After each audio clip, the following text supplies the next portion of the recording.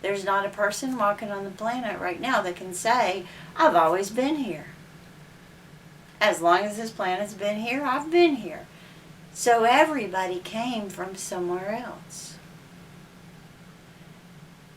And nobody's staying here forever. I mean, statistics show that physical bodies do not stay on this planet for hundreds of thousands or billions or trillions of years. So you can pretty much guarantee you're probably not always going to be here.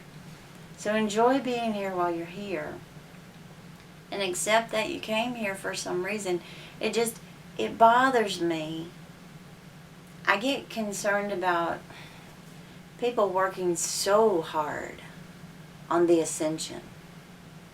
They're working so hard to ascend this reality.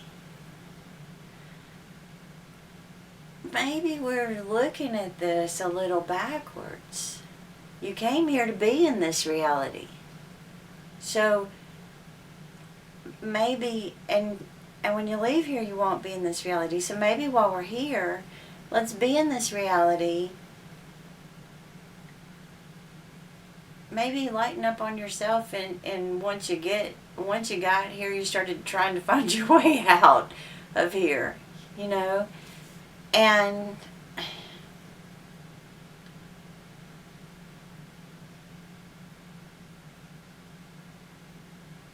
I seriously think the number one thing that anybody can do on this planet to have a better life, the number one thing, learn how to love. And everything that I'm talking about right this minute is a part of loving. Learning how to embrace your life the way that it is. Learning how to embrace the down stuff as well as the high stuff, you know. Learning how to embrace yourself even when you don't do as well as you wish you did.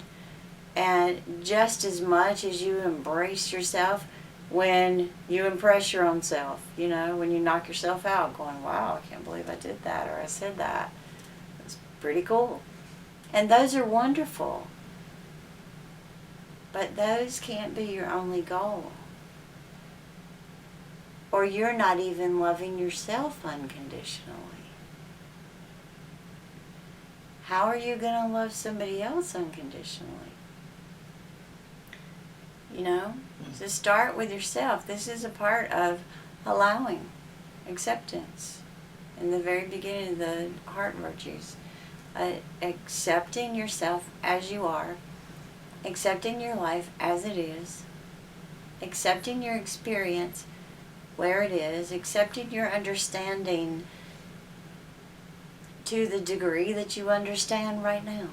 And know that it's temporary. It's not all that you are. Of course it's not. And it's not all that you're going to be. But it's where you are right now. And that's wonderful.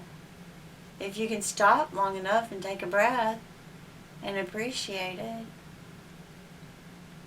So that was my spiel on, you know, I'm concerned about people labeling what dimension they're in.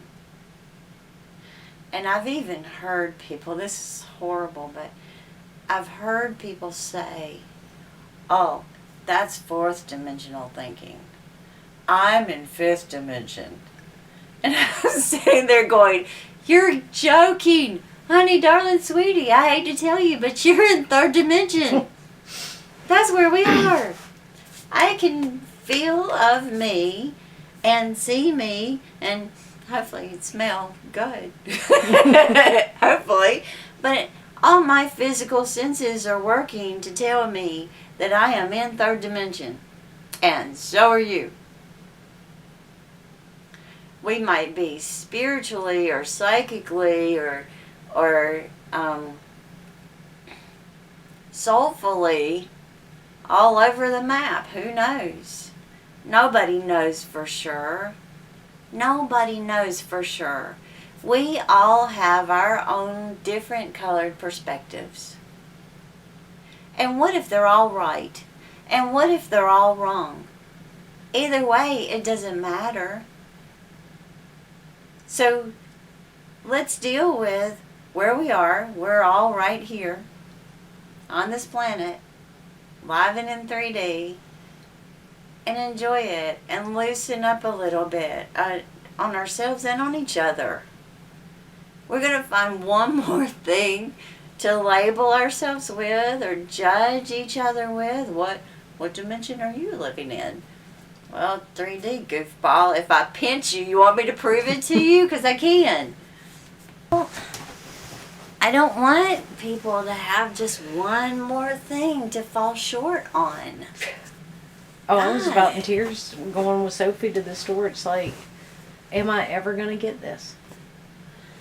It's like, I feel like I disappoint you on a daily basis, and it's not what I'm trying to do at all. You know what disappoints me? It's not that you're not the one that disappoints me. What disappoints me is I can't figure out how it's me. I can't figure out how to say it right or flavor it right or present it in a way that is easily digested or absorbed or translated to other people. And God knows it's not for lack of trying. And I mean, sometimes I have to remind myself, like, okay, Gina Paschall, you don't have to knock yourself out doing this. And if you're knocking yourself out doing this, then you're missing the point. And we talk about, well, the reason that you're screwed up, and this is what religion has done. Religion has said, the reason that you're screwed up, oh, there's nothing you can do about it. Like, it's a thing that you can't change.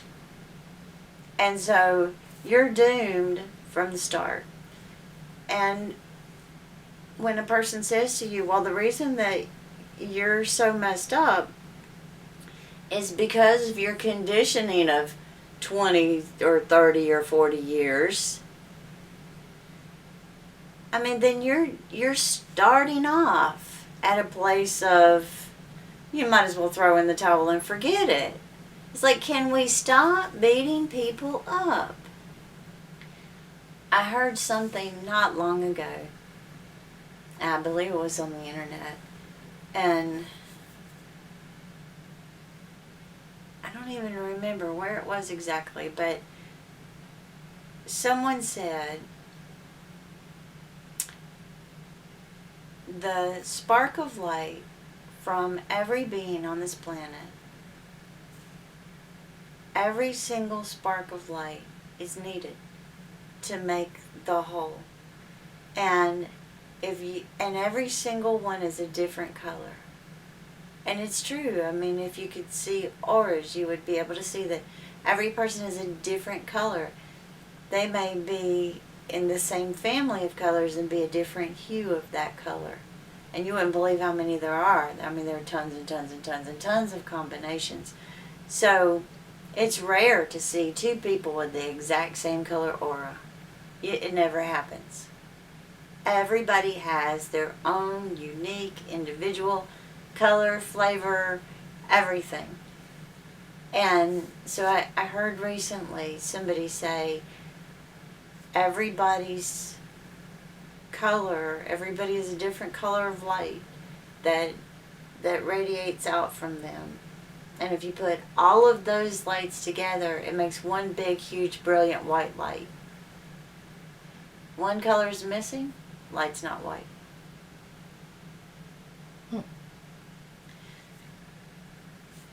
And I thought that's a really cool way to look at it. When you get irritated with somebody,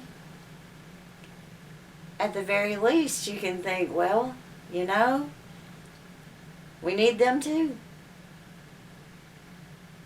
We need every single one in order to make that one brilliant white light. And it's true. It is true. To make the combination that we have right now, we need every single being that's here. The ascension simply means that there are lots of spirits that really do work for the greater good. They really do love unconditionally. They really do contribute a different type of energy.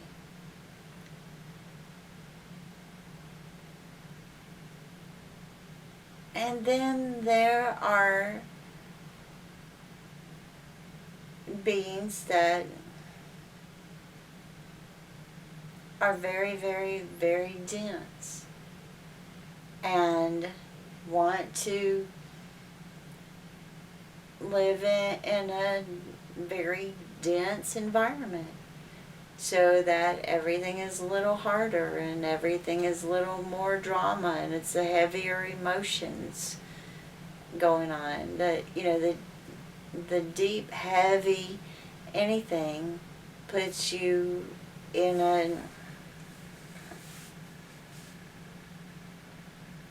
a dense environment. Whatever you're emitting, you're creating that environment. That's what you're adding to the world. Well, the contrast between the ones that are adding very, very heavy, dense emotions and thoughts, the contrast has gotten bigger and bigger, bigger, bigger. The range has gotten a lot bigger. So now we go all the way from, dare I say, Jerry Springer to Mother Teresa and beyond Mother Teresa, in the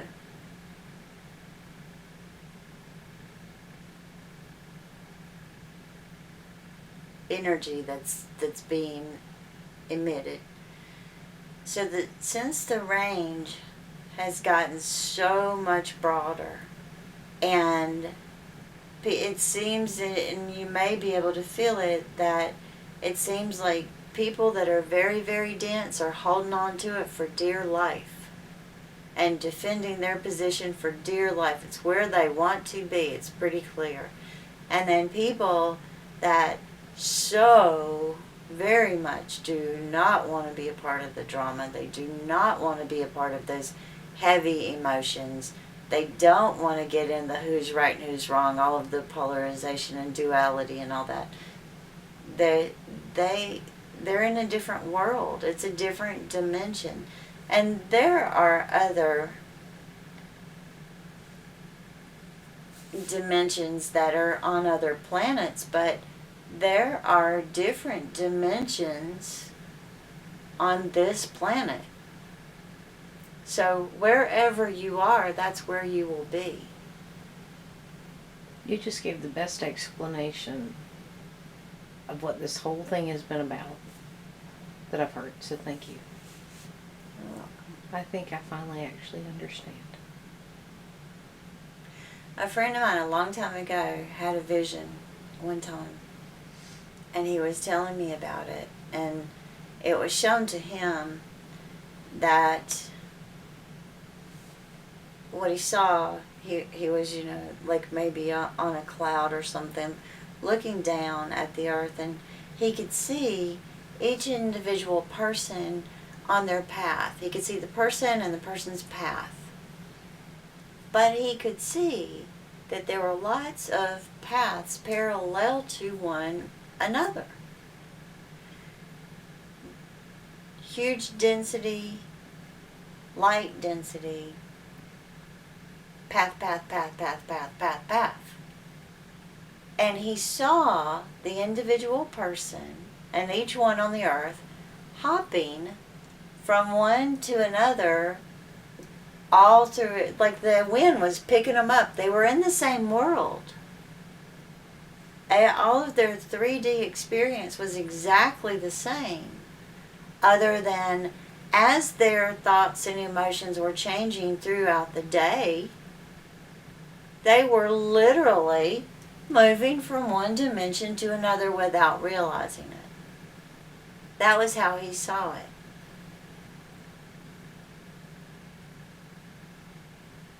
That makes sense. Finally. Thank you. So That was good. Good question. You got another?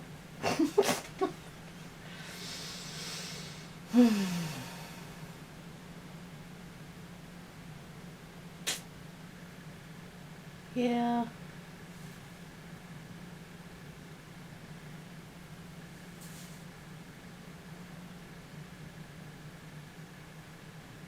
Do you see love as being more than the 6 virtues of the heart? I mean, I know you touched on a little bit as far earlier about like loving yourself, loving where you are, all of that.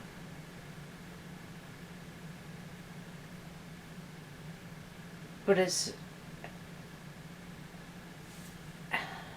I just feel like you either need to break down, and what we could do a video on each one so people can process it, either the 6 virtues, or because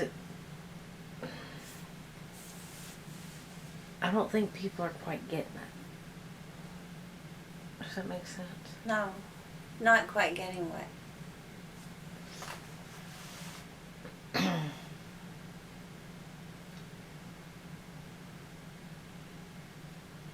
Or we're not practicing it. Maybe we're Yeah. getting it, but we're not practicing it. Yeah. Let me tell you something about love. Love is something that you're either doing or you're not doing 24 hours a day, 7 days a week. And I've said this before. Mm-hmm. I want to compare it to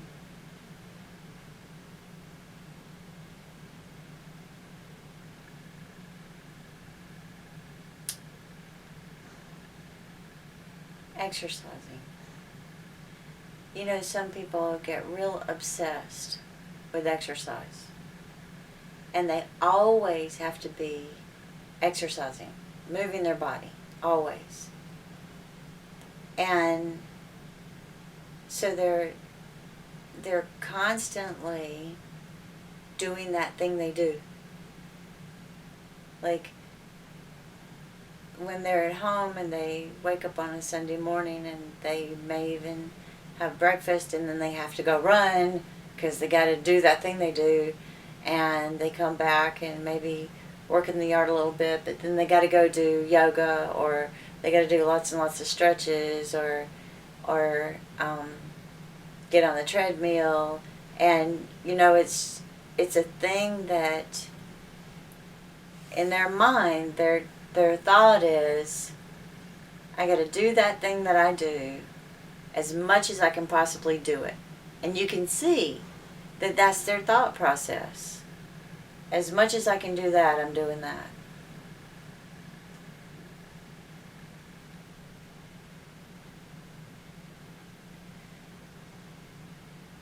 That's how I am about love. And that's how you have to be if you want to become love.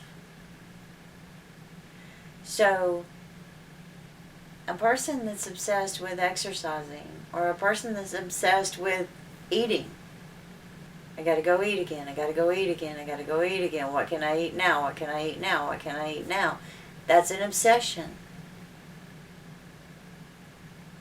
If you truly want to become love, you'll become obsessed with it in a way that your every thought and your every moment, you're thinking, how can I be loving with this reality, or with this moment in time, or with this physical situation, or with this experience, or with this person, or with this animal, or with my planet, or with myself, or how can I be more loving toward myself about, and then every single thing that comes out up throughout the day, you're looking for ways to become more loving with that thing.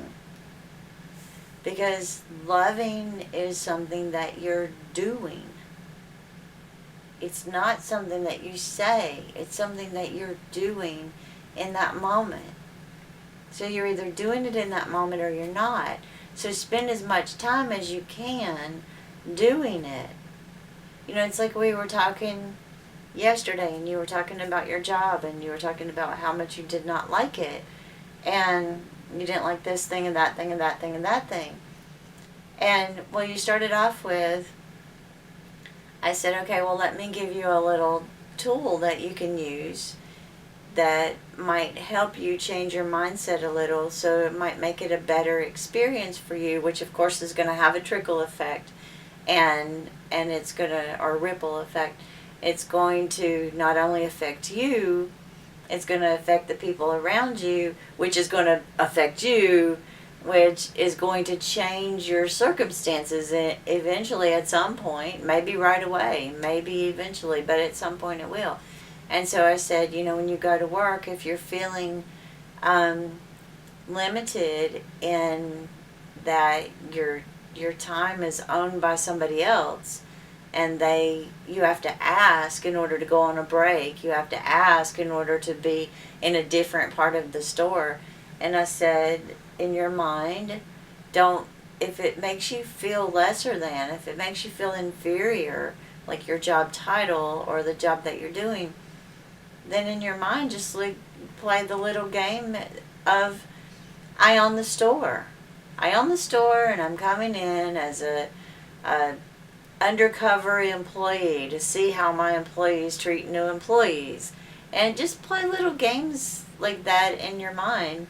And it changes your mindset and makes you feel some relief from that, oh, I'm just an employee and I really don't matter much and I don't have much value. And you don't want to feel like that, because that's what you're now sending out. It's going to come back to you more. So I was trying to give you ways that you could feel more valuable, so that's what you're sending out. And then you said, well, what about this thing? I don't like this over here. And so then I was giving you, it's on the other video, I don't remember, but tools for different things. And then you said, well, I don't like that thing, and I want to be able to just do this thing. And before long, I mean, and I thought to myself, wow, she has to spend a whole lot of time and energy on not loving. Yeah. So my thought was, if she would put this much time and energy into loving, she would get more things to love. Okay. So just, it's like in the videos I keep saying, do more of that. Do that more. Do that more often. Do that as much as you possibly can. When I say that, I'm not just kidding. I'm serious. If that's what you want. But if it's not what you want, turn off the video. Don't read the book. Scratch your I mean, really. Don't do all this and then not practice it.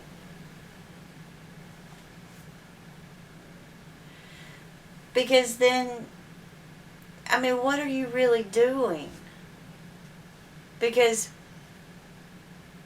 it's almost like you're asking me, Gina, can you tell me another way I can do that? Can you tell me another way I can do that? What about another way that I can do that? Because I don't like any of those options. And what that really means is I don't want to do it. I don't want to put forth effort and energy. Why don't you put forth effort and energy? And maybe it'll get to a point that it'll rub off on me, or, I'll receive something by some type of osmosis or something, or maybe you can almost like do it for me. Can you make it easier for me, Gina? And my answer is no. I've explained to you how to do it. I've told you what to do. You know what you need to do in order to get where you want to be.